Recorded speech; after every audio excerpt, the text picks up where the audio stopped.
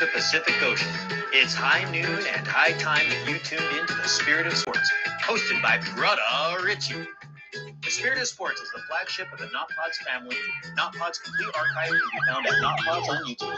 And now for our host, Brother Richie. Hey, and aloha, welcome. The Spirit of Sports Show. Bubba Grip, what's up? Live on Instagram. Trying this out. Live on my YouTube channel at Not Pods, because this is live internet radio. Not a podcast. So you catch me live or you miss it. That's my new format for a little while. See how it works out. Do I need to flip this? Maybe. Welcome, the Spirit of Sports. Brother Richie, live from the middle of the Pacific Ocean. We're talking sports. We're talking life.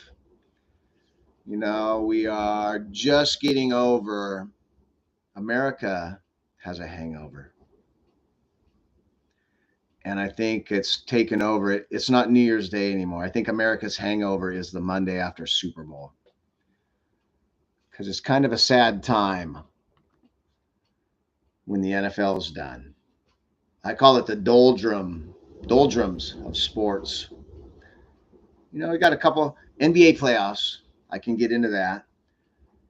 NCAA tourney, I used to love. One and done and not even knowing who's playing anymore kind of killed it. But when guys would stay in college for 4 years, you had the heavyweights, Duke, Kansas, NC, Kentucky. That was beautiful. But this time of year, NBA regular season, can't really do it. I'm going to talk just a little bit NBA today.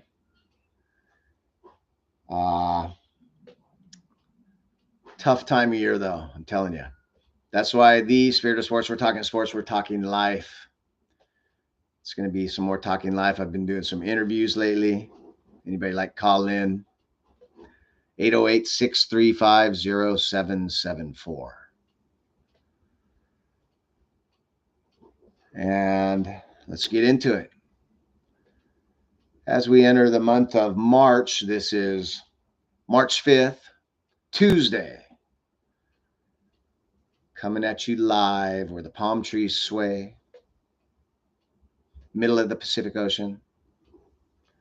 I usually don't really say, but hello, Mrs. Murph. How's it, everybody? Thanks for the support.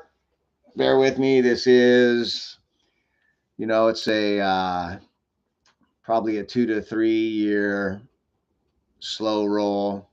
Infant stages right now, just getting used to being live, being on the radio. This is live internet radio, not a podcast. That's why it's Not Pods. If you catch me, you do. If you don't, yo, Christine Murphy.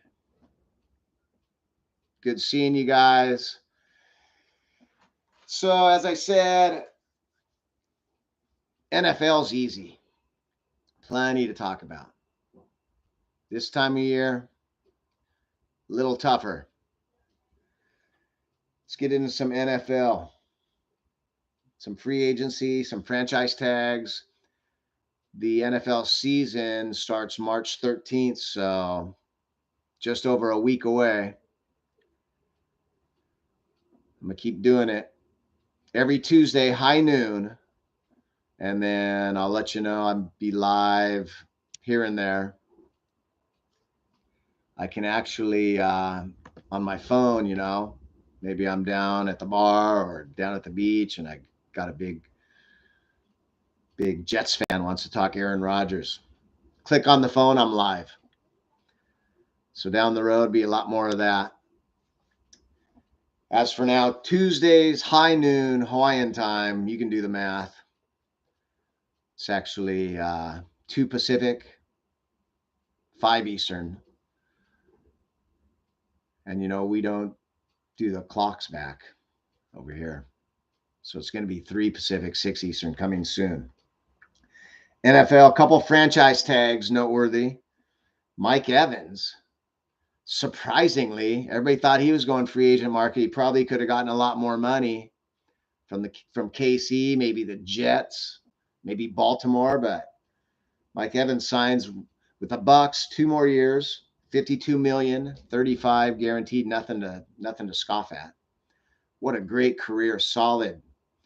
8 straight seasons, 1,000 yards since his rookie year, maybe 9 now. 13 TDs last year. Great signing for the Bucks. I would say that makes it quite likely that Baker's back. Baker had a career year as well. Much respected in that room. Baker grew up a lot. I respect what Baker's done. Grew up quite a bit from the cocky shit talker that we all knew in Cleveland to respectful team leader. If Mike Evans wants to stay play with him, that says a lot. Because his agent had come out and said he really needs to go to veteran quarterback, chance to win a Super Bowl.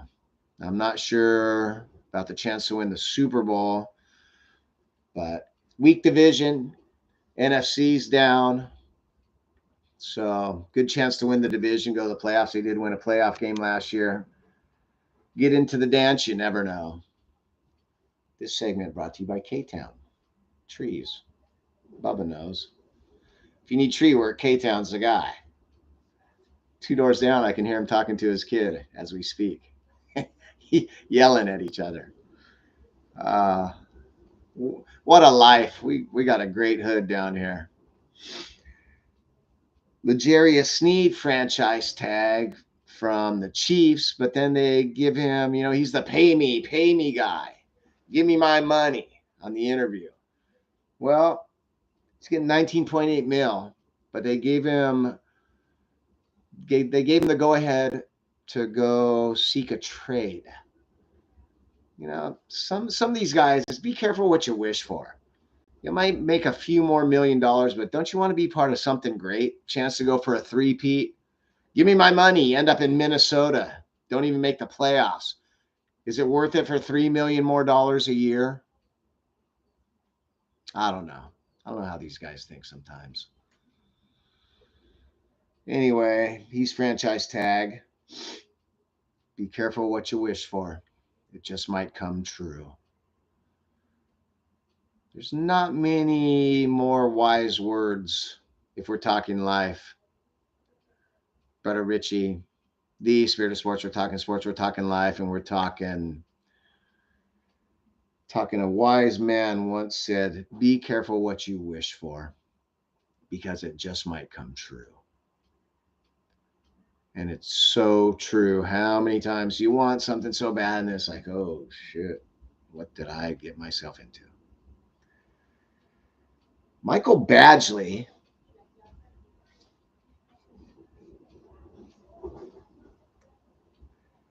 with, where's he at? Resigns for a year with the Lions. The guy you were too nervous to send out for 45-yard field goals in the playoffs. Admittedly nervous when he's on the field, and you re-sign him. What's wrong with Robbie Gould? What's wrong with maybe draft a guy? I don't know, but you got to have faith in your kicker. And I've always said, it sucks that the game comes down to a scrawny, skinny, effety little guy that never has to make a tackle, never has to hit anybody, never gets hit, never has to do wind sprints, never busts his ass. All he has to do is make a field goal. One job. And so many games come down to this effing guy. And how many times they just break your heart They should make the field goals like this wide and make it. We're not kicking many field goals. It's a crying shame when the guys risk their lives. You could be paralyzed. You can die on the field. It's not far from happening on a hit. Maybe you just sever your spinal cord. Guys are that big and that strong. And then the game comes down to the skinny little toothpick with an olive on his head because he's so skinny and his helmet's so big. Never has to do shit. It's up to him to make a field goal. And 350-pound guys that risk their lives for 3 hours counting on this little effing guy. Yeah. You know, part of it is don't leave it up to that. Play better in the game. I'm going to get into at the end of the segment, I'm going to tell you about my John Madden scheme that whether you have a great offensive line, not that good, great team, maybe you suck, I have an offensive scheme that could fix any ills, I believe, if you just try it. We'll talk about that later. Demarcus Robinson re-signs with the Rams, $5 million 1 year. Played pretty well at the end of the season. And then I think maybe a mistake, the Dolphins are not going to tag Christian Wilkins. Top inside guy, inside pass rushers, D-line, one of the most coveted positions in the NFL. I don't know how you're not re-signing that guy. I think it would have been 21 mil maybe. When he's probably looking for 30, looking for something Nick Bosa-ish maybe. I don't know. Some of these teams, decision-making, coaches, talk about it all the time on my Tuesday or backseat quarterback on Tuesdays. What the F are we doing? So many situations. I talk about an hour of situations where coaches, players, front office, what the entire F are we doing here? How am I smarter than guys make $10 million a year? Tell me that. How the fuck am I smarter than a coaching staff probably makes $20 million a year? Oh, and to add to that, there should be 2 coaching positions on every team that they don't have. Clock management coach and a game management coach. When to call timeouts. When they absolutely positively have to run the ball to get it down to the 2-minute warning to make the other team use their timeouts. When you cannot pass the ball. When to use your challenge or not. You only get 2. And then if you get those 2 right, you get 3. Don't be wasting the shit. When to not use a timeout in the third quarter. Just let the play clock run out. Take the 5 yards, coach. You need 3 timeouts at the end of close games, period. Can't be burning them. Thousands of situations come up. Thousands of situations come up every season, and the coaches just freak out. They got enough on their mind. You have a game management coach. You have a clock management coach. They're in the room 365 days a year going through film of every possible situation. And they know, and then they have the red button that when they click it, it's into the coach's headset and says, Coach, you must run. You must run right now. You cannot throw the ball, period. No matter what happens, there's 2 minutes and 38 seconds left. We got to get this down to the 2-minute warning, or we got to make them burn a timeout. 3-point lead. Whatever the situation, game management coach, clock management coach, full-time positions, $80,000 a year to sit in a room and watch and think up every single situation that you could ever imagine. Okay. Just do it. Just do it, people. So franchise tags, not a whole lot this year. Teams have the choice. A lot of them chose not to.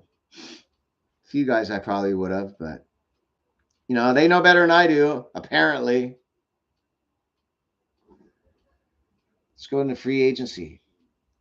Top 10 free agents. I'm going to do my top 10 skill position free agents because fantasy football and whatnot. That's all we really care about. You know, I would do a Raiders or a Blazers segment. I would be the flagship of the of the Blazers and the Beavers, but they both suck. Can't do it. Both suck. Can't do it. That's all right. I'm going to do top 10 free agents, skill positions. I'm going to throw in a few defensive guys that will make a big splash. But the top 10 free agents in the offseason, Chris Jones. Just another be careful what you wish for. Maybe he spends his career. I hope to God he gets out. Get him out. So sick of the Chiefs. And of course, I have to talk a little bit of conspiracy theory. The shit's rigged. Rigged as shit. And if you don't know it, you're living under a rock or you're blind or you just don't want to admit the sad truth. Taylor Swift comes on board. I'm sure she brought pushing $1 billion worth of extra revenue. Not the billions, tens of billions of dollars the NFL already brings in. I bet they brought $1 billion of extra revenue. And that's why the Chiefs don't get one holding call. In 3 straight Super Bowls, they led the league in holds. 3 straight Super Bowls, not one holding call. I talk about this. I'm going to talk about this every show. NFL is rigged as shit. Kikes, how's it going, buddy? Let's talk NFL. Free agency news, franchise tag, Chiefs bullshit, rigged as shit. So Taylor Swift comes aboard.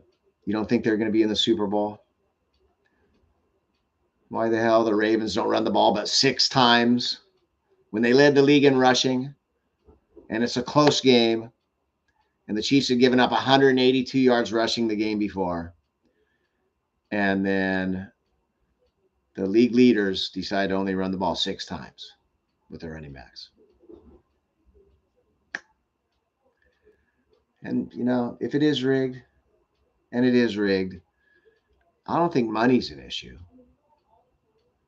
Because these guys, it's not, hey, we'll give you $10 million if you throw the game or this, that. No, I believe it's this. Todd Monken, you're the offensive coordinator of the Baltimore Ravens. I know where your kid goes to school. This is Vegas. I know where you live. Here's how the game's going to go. Don't make it obvious. Here's how. Same, Lamar Jackson. You're not going to run the ball. You're going to stay in the pocket too long. You're going to throw a dumb interception. You're going to fumble at the goal line. Here's what's going to happen because Taylor Swift has to win the Super Bowl. Officials, you're not calling any holds. They can bear hug. I don't give a shit. You're not calling ineligible downfield. When there's 2 offensive linemen in the end zone on the game-winning play, just Chiefs are winning the Super Bowl. Swifties are on board for next year too, and next year. Till she dumps him and writes an awesome Travis Tales. That's her next. It's her next album. And instant replay, don't get me started. That's just Vegas on the line. Upon further review, Vegas says he was out of bounds, even though everybody saw both toes were in. Upon further review, our ball. So, yeah, Chris Jones. Another be careful what you wish for because it just might come true. Want to get greedy, want to make a few extra $1 million, 20 to 25. I'm sure it's life-changing. It's generational money. You can take care of your kids and their grandkids. But don't you want to be a part of something great for a few $1 million less and win 3 Super Bowls in a row? Be careful what you wish for, Chris Jones. The Josh Allen, not the quarterback, the Josh Allen, I'm starting to call him. What a great season. I think 13, 14 sacks. Jags edge rusher. He hits the open market. That guy will bring the bag. Brian Burns, Carolina, same. Antoine Winfield, Tampa, can't franchise him now. Integral part of that defense for last 5-6 years, Super Bowl champ. Danielle Hunter, Minnesota, 16 and a half sacks from the interior. Big bag coming. Let's get into the top 10 free agents and the skill positions that really matter. Fantasy football, quarterbacks, receivers, running backs. Kirk Cousins won't be healthy 6, 7, 8 games into the season, but the Falcons prefer him over Justin Fields. I just don't understand. Justin Fields ran for his life. If he had a decent offensive line, he showed flashes of brilliance in the passing game out of the pocket. Then you throw in the called, planned QB runs and the off-script stuff. Give me that guy. I understand the Bears can push the quarterback salary down the road 3 years if you take Caleb Williams. From things I hear from the inside, I'm not sold on Caleb Williams for sure either. But, 50% of first-round quarterbacks fail. Who's to know? There's no exact science of drafting, especially quarterback. So, Kirk Cousins, good luck with that. Number 2, top 10 free agents. Skill positions. Michael Pittman, Indy. Solid. He'll get paid somewhere. Be a great number 2 guy. Saquon, New York. I think you're nuts. Why wouldn't you just franchise him one more for $12.2 million? Minimal cap hit. I know he's not happy, but says he wants to be a Giant for life. Give him a 3-year deal, $15 million a year, half guaranteed. I would keep Saquon in New York. What are you going to do? Go get a Josh Jacobs or a Austin Eckler? I don't know.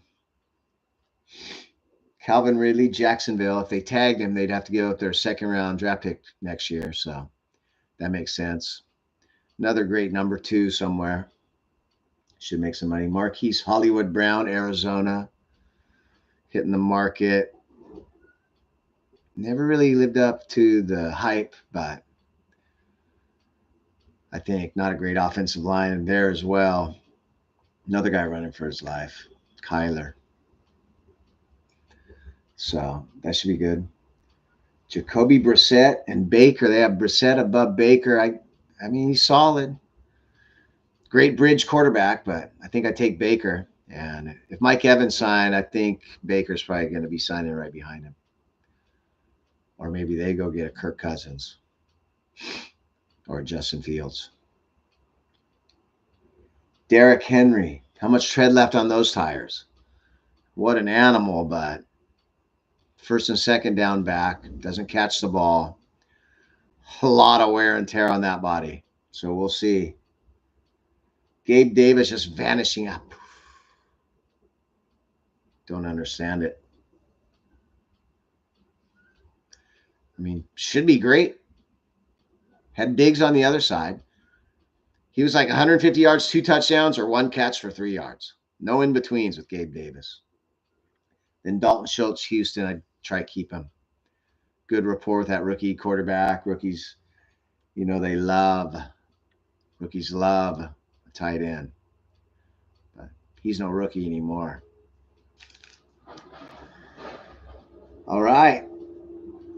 So that's your top 10 free agents coming up. NFL is pretty good about giving you content 365 days a year, even in the doldrums, even in purgatory. Talk a little combine. Got an all combine team. This is the most I've ever watched a combine. And you know what? I think next year, mark my words, Brother Richie will be at the combine live on Not Pods. Gonna make that happen. Never been to Indy. Heard pretty good things. Sounds like a pretty fun city. February in Indy, you know. Could be some ladies that are cold, need to snuggle.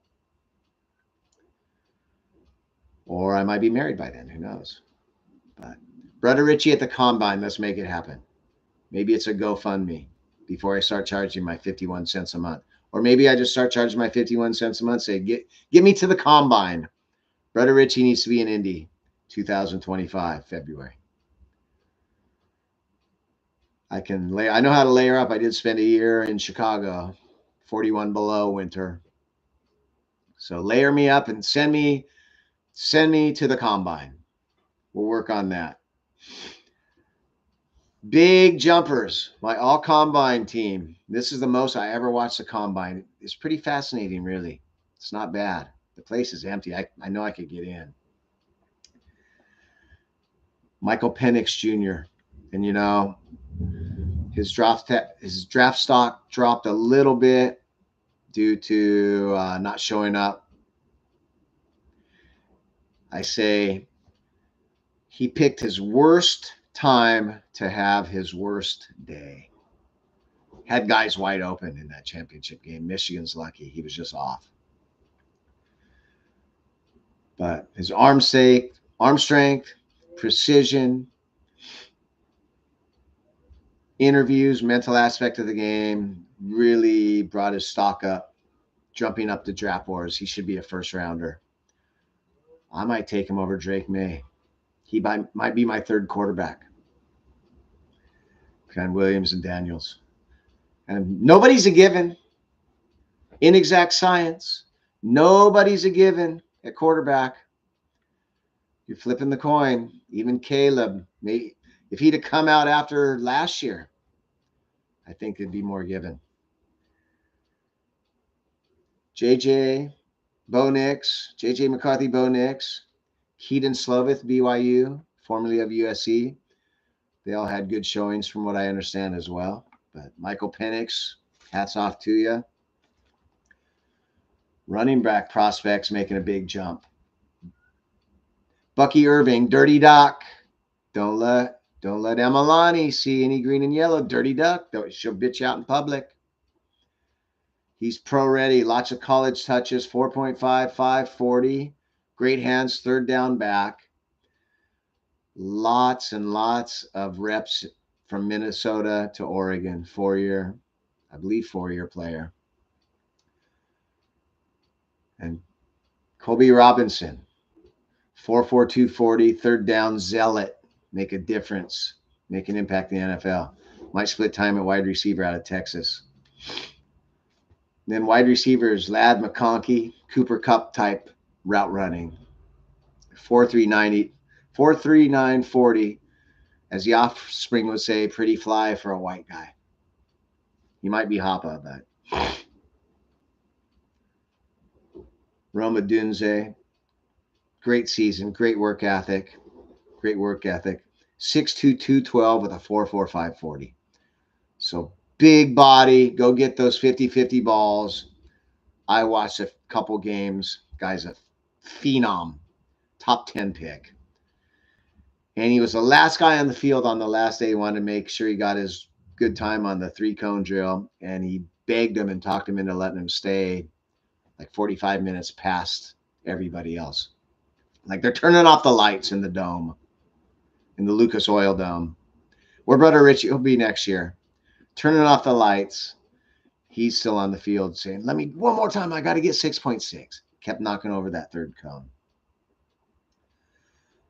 Xavier Worthy, 4.21. Fastest 40 in the combine history. Insane athlete, 41-inch vertical leap. 10-foot, 10-inch broad jump. That's just standing still and jumping 4 yards almost, which is nuts. Can he catch the ball? Didn't see much tape on him out of Texas. We'll find out. So those guys made made a nice name for themselves in the NFL Combine that just ended on Sunday. This is Tuesday. Ah, the memories. So that's going to wrap up my NFL. I'm going to talk about this every show. I have a offensive scheme that I talk about a lot.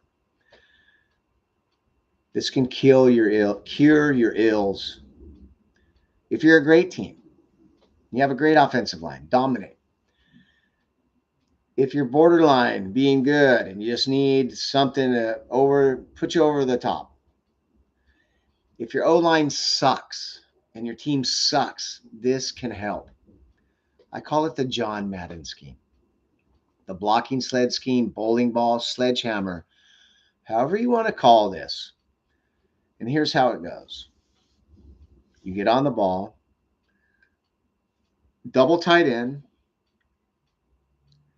single back, wide receivers spread wide so the corners can't be involved. Wide receivers don't block. They run slants, they run outs, they run goes. But you're not throwing the ball. This is the John Madden blocking sled scheme. You're on the ball. You say set, hut, boom.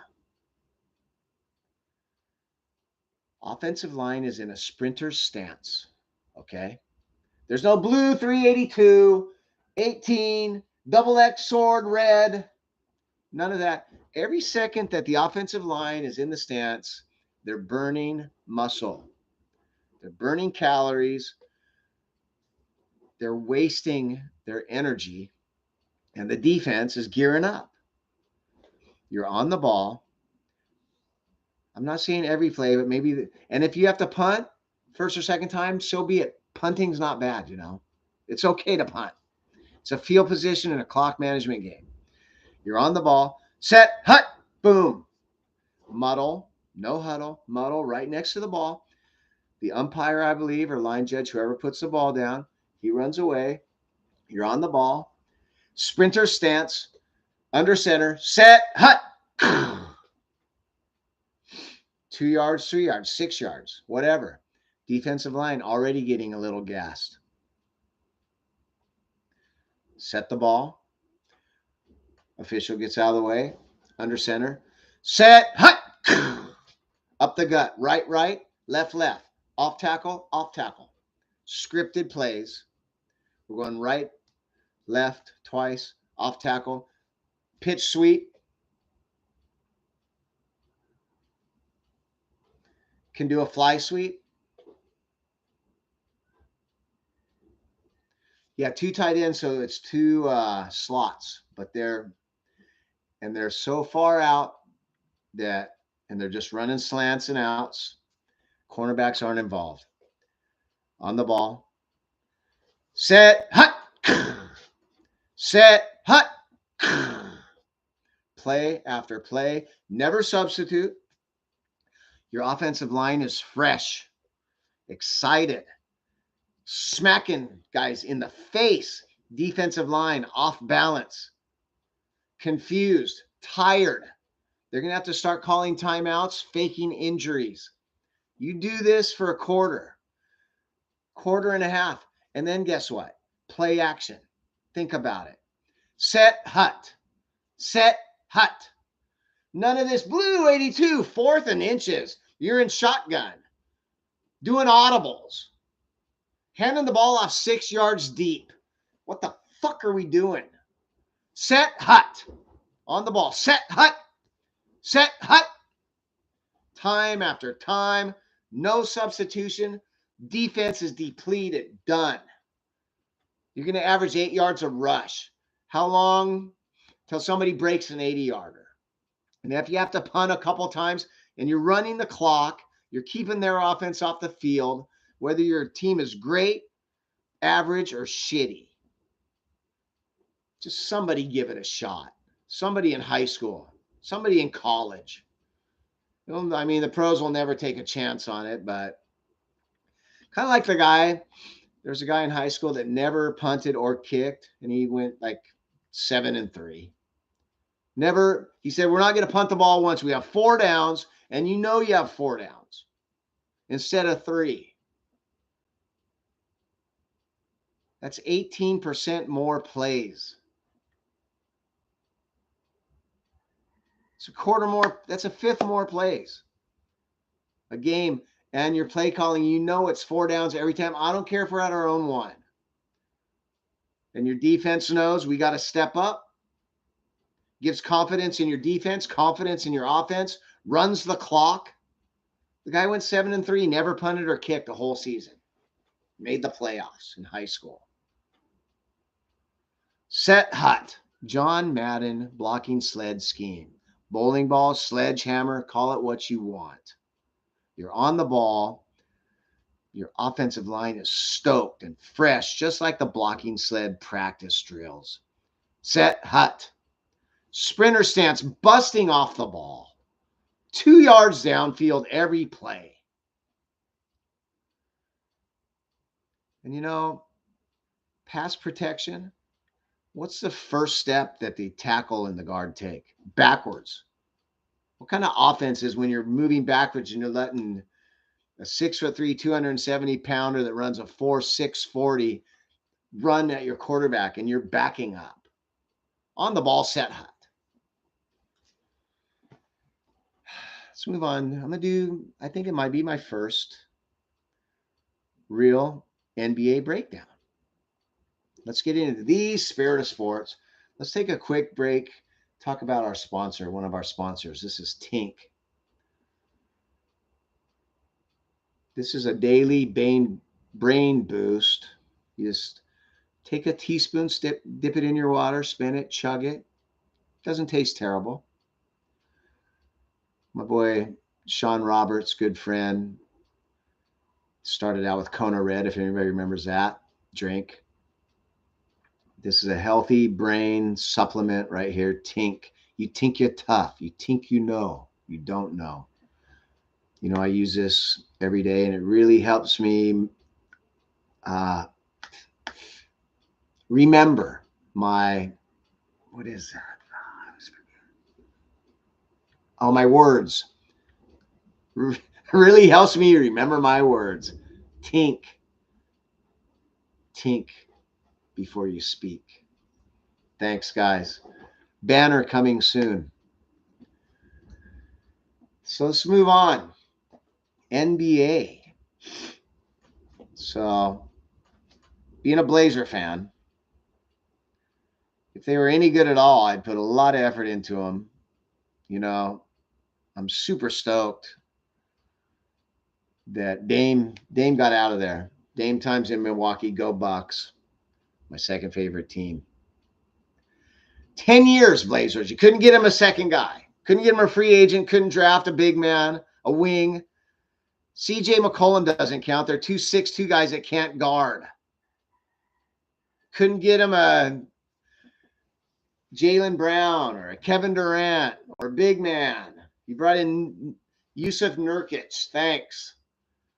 Get the hell out of town. It all started with LaRue Martin over Bob McAdoo back in 73. 2 for LaRue. Another broken down, injury-laden non-factor. Then we jump forward to 1984. I was watching this draft before school. It used to be at like 2 p.m. Eastern time. Begging them. They're talking. And it was Akeem and dumbass Patrick Ewing. I'll never forgive you. Didn't come out your senior year. Didn't win the championship. Thank you, Villanova. So we would have had Akeem, or we were number 2 pick in 84. We would have had Akeem or Ewing, but he decides to stay in school. Michael Jordan's the 3rd pick. But, you know, they're thinking, oh, we have Clyde Drexler that looks at the ball when he dribbles. And next to nothing in the heart department and leadership department. Had to go join up with Akeem. Broke our hearts every year. just underachiever, Clyde the Glide. But we have him, and the NBA, you really need a big man. So we're thinking about Sam Bowie. He's been hurt 5 times, 4 surgeries, microfractures. But we're thinking about taking him over this guy, Michael Jordan. And granted, I didn't know Michael Jordan was going to be the best ever, but I knew he was going to be damn good. And I remember begging the TV, just take Mike. I don't care. Just please take Mike. And it's true. And people can say, oh, I didn't know he was going to be the greatest ever, but I knew he was going to be damn good. And I knew he had the heart.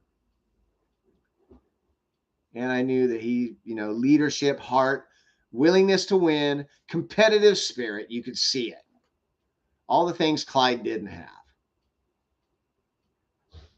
And what?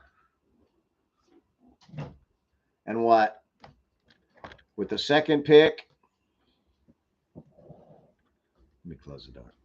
Second pick in the 1984 draft,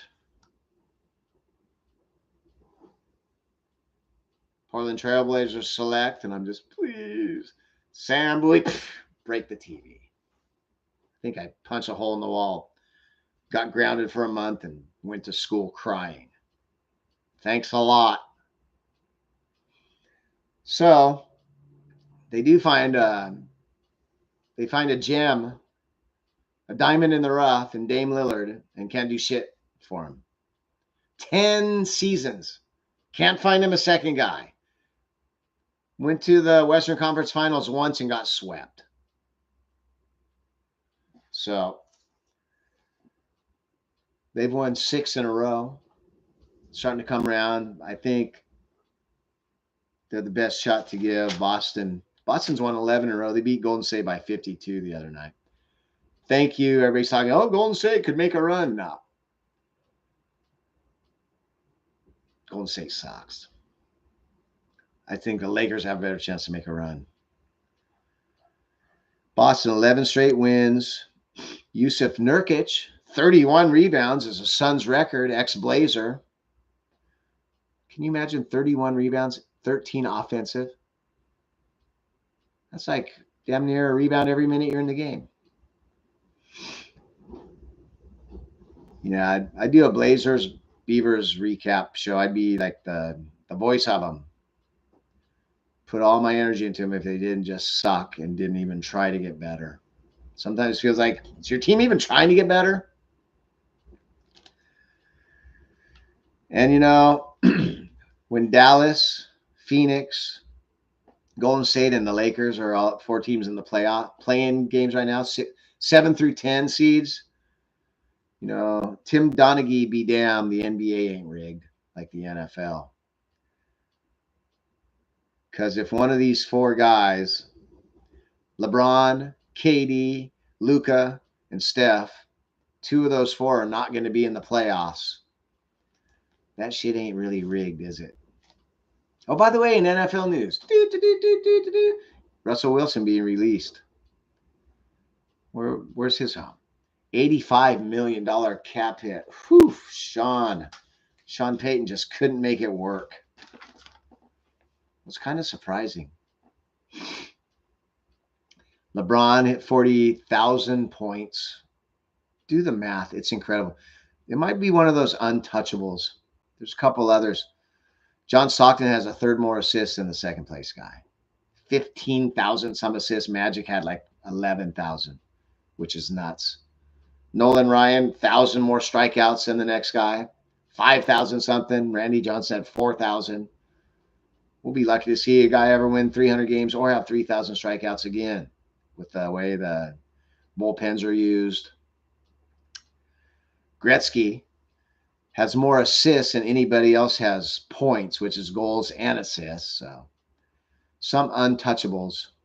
Pete Rose, 4,200 hits. But LeBron, 40,000 points. That's 25 points a game for 20 years. And he's still awesome. Nobody's 20 years in their career and still awesome. So, yeah, back to the Bucks. 6 straight wins after snake in the grass. Doc Rivers takes over. the rookie coach, like 34-11 and gets fired. Doc Rivers takes over. They struggle, but coming around. A couple injury updates. Giannis day-to-day with Achilles tendonitis. You know, you don't mess with Achilles if you're watching the movie Troy. Achilles! You ought to be whipped for your insubordination. Then fight your own battle. Brad Pitt. Great one. Maybe that's my movie tonight.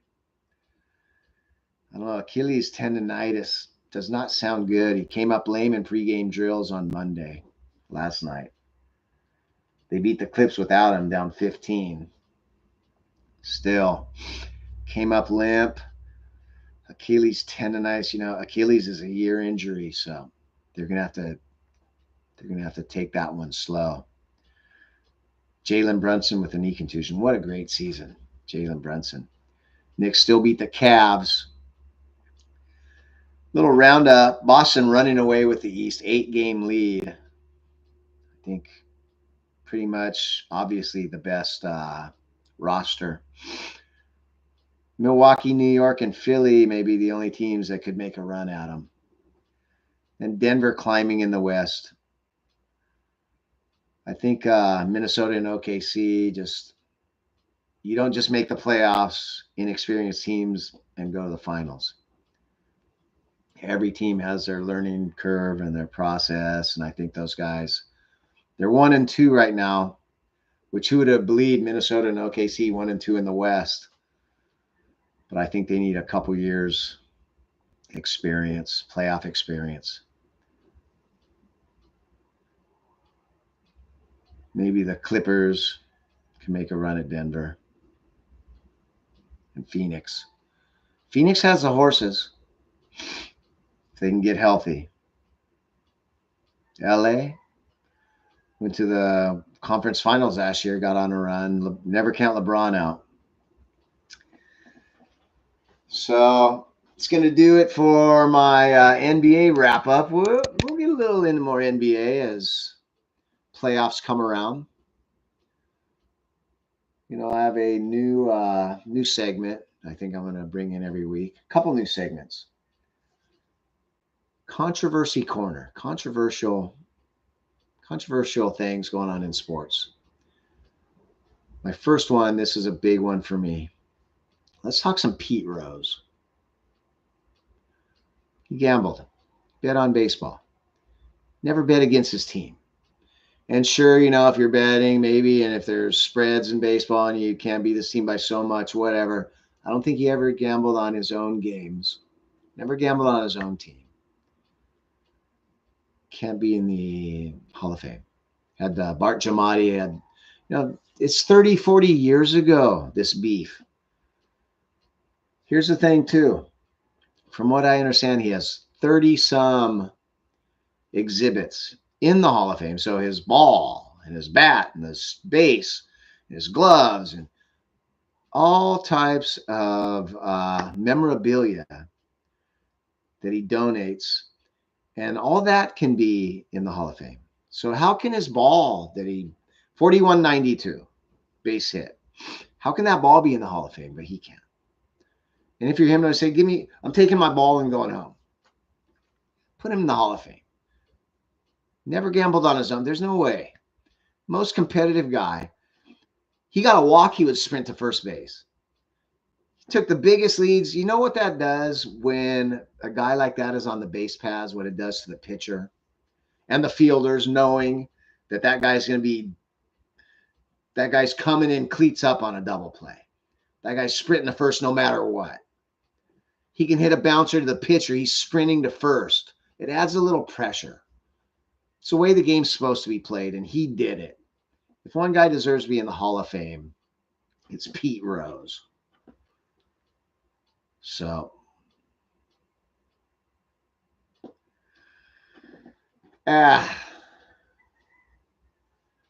Controversy Corner. Maybe I'll make even a little theme song for that.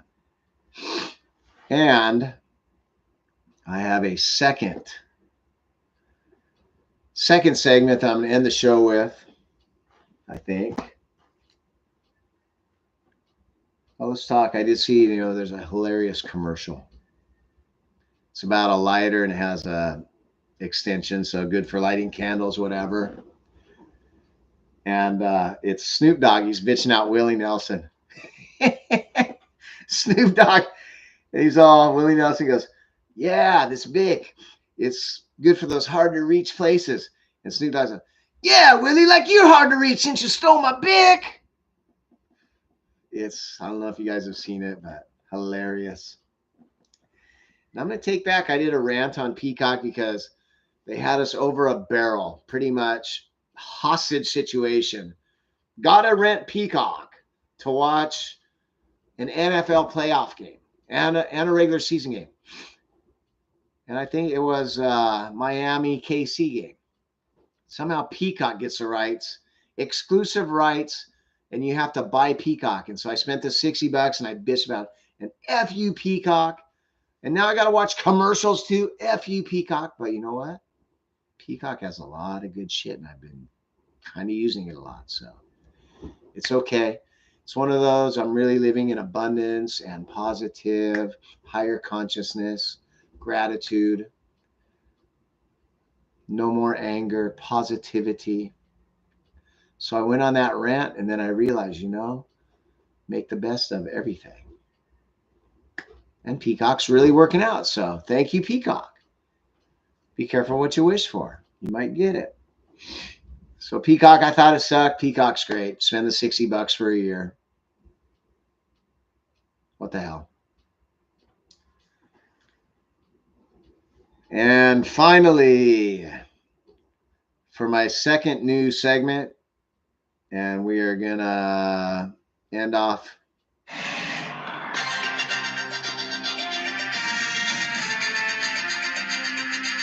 This Day in Sports, brought to you by the Spirit of Sports Show at NotPods, Instagram Live. This Day in Sports. First one, kind of weird. This day, March 5th, 1973. Two Yankees pitchers, Peterson and Kokich, announced that they swapped wives. 1973, those crazy 70s. Two guys on the same team just decided to trade wives. This Day in Sports, 1985, Mike Bossy becomes the first NHLer to score 50 goals in a record 8 straight games. I would imagine that might have been broken since 1985. Maybe Wayne Gretzky, Alexander Ovechkin, Mario Lemieux, Jaromir Jagr, possibly. But the first one to do it, 1985, Mike Bossy. And finally, in 1997, my beloved Dodger manager, Tony Lasorda, inducted into the Major League Baseball Hall of Fame. 2-2 in the World Series, lost back-to-back, 77 and 78.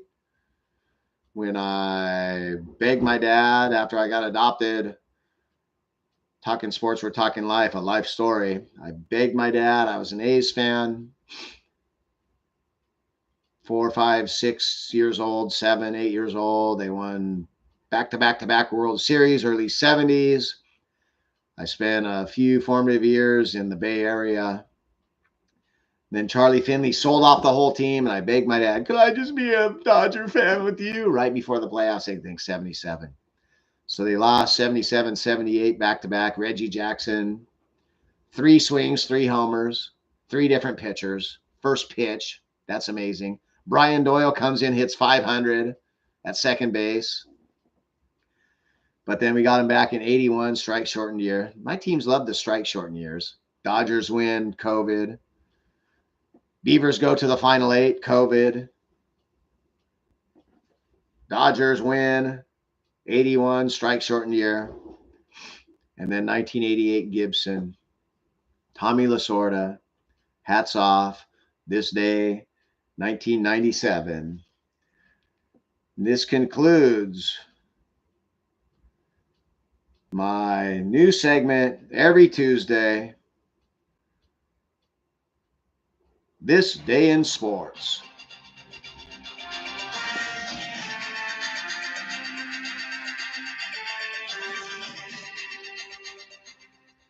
And this concludes the show. Thank you so much. Should we take a trip out east? What do you think? Take a trip out east? Thanks for joining me. Brother Richie, the Spirit of Sports. We're talking sports. We're talking life. Every Tuesday, high noon Hawaiian time from the middle of the Pacific Ocean where the palm trees sway. Thanks, everyone. 55 minutes in the books. 3 or 4, maybe 5 listeners. If you missed me, catch me next time. This is not pods. This is not a podcast. This is live internet talk radio. Thanks for joining me. Let's head out east.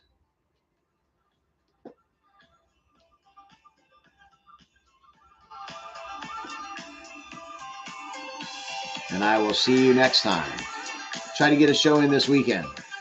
Hui ho and aloha.